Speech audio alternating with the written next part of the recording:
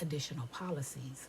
Under additional policies, I will ensure a safe and accepting environment that will support the requirement that all transgender people are required to use restrooms, locker rooms, and participate on the sports team in all public locations and in all schools and colleges and universities, to include professional sports teams that are based in New York City. I support the bill that was in the House of Representatives, H.R.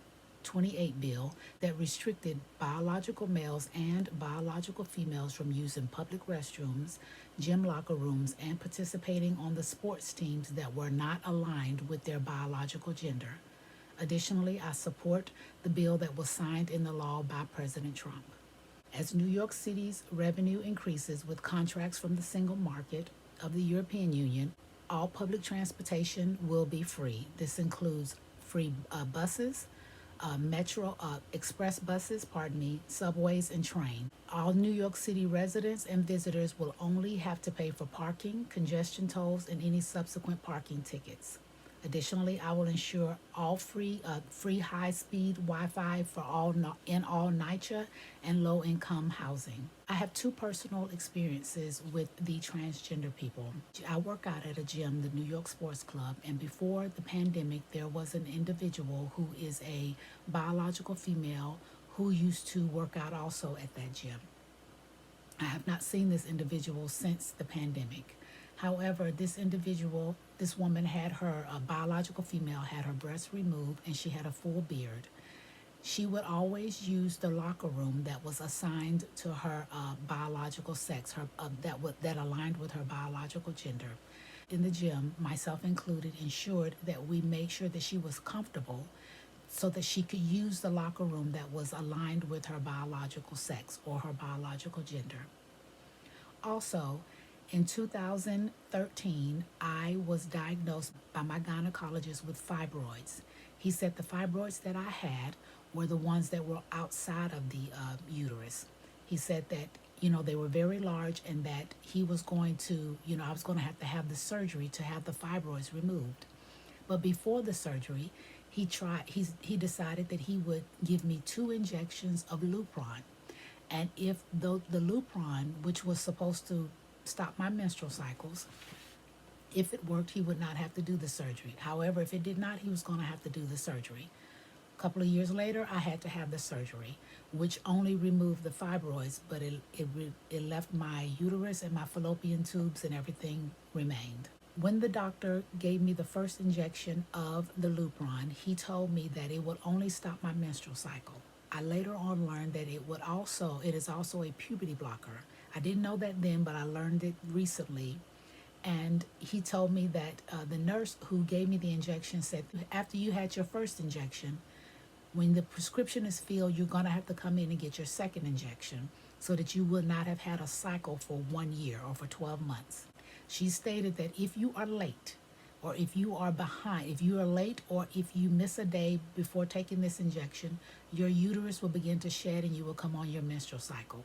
So she said, be sure and come in as soon as you get the prescription. Don't bother to make an appointment. Don't bother to call ahead. Come in and I will give you the injection. During the 1 year that I was on Lupron, I did not grow, my breasts remained the same. I did not grow facial hair and my hair remained the same and my voice was no deeper than what it is now. I did not notice a change other than my menstrual cycles had stopped.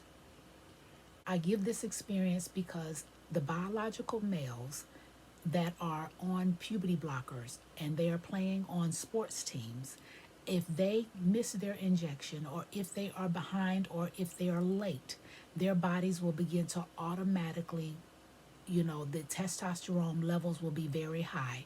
The nurse told me that if you miss a day in taking your second injection 6 months later, or if you are late, will increase greatly and you will begin to come on your cycle and the last 6 months would have been all for nothing. So I use that example to say that if a biological male, for example, who is playing on he's a transgender a woman and he is playing on a women's sports team, if he is late with taking his injections, if he misses an injection, if he, for example, gets so excited with the game or the upcoming game or competition or what have you, and he's late or he's behind on that, When that biological male step out on that floor or competed that in that competition, his testosterone levels are very high.